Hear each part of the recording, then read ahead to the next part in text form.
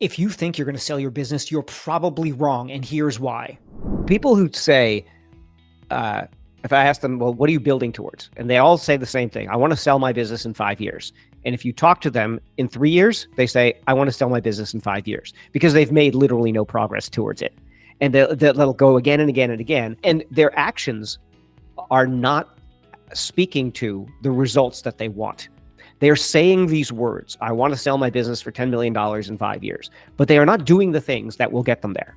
They keep on just showing up and doing the same thing, and they're taking their weekends off, and which can be fine, but they're taking the weekends off, but not actually making any progress, right? So I've hired a chief of staff. She's amazing, and it helps me have that balance. But because I'm paying that person, I'm cutting a check to get more done so that I can have time with my family and I can have time to think. And it's just a different trade. But I see people thinking they can do it all, like some hero entrepreneur, like they're putting on the cape, and all they're doing is parachuting in to a crisis every single week.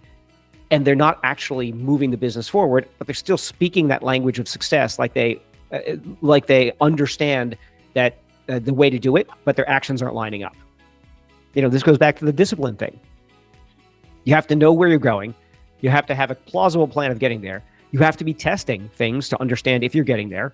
And then you actually have to fucking execute. And to the second part, they say, I want to sell. But it is amazing to me how few actually understand what that means.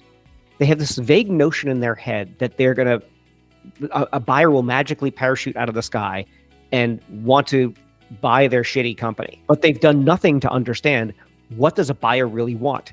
How does the acquisition process really work?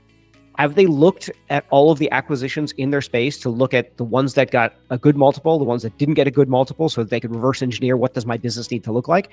Like, pretty much none of them have done that. So they're just saying the words. It's like a dream. It's like, oh, if I win the lottery. That's really about as vague as it is, because they've done nothing to even understand what they have to do, what the business has to look like.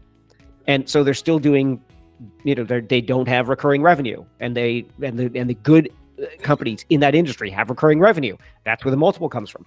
They don't have it. They've never thought about that. They haven't made themselves replaceable.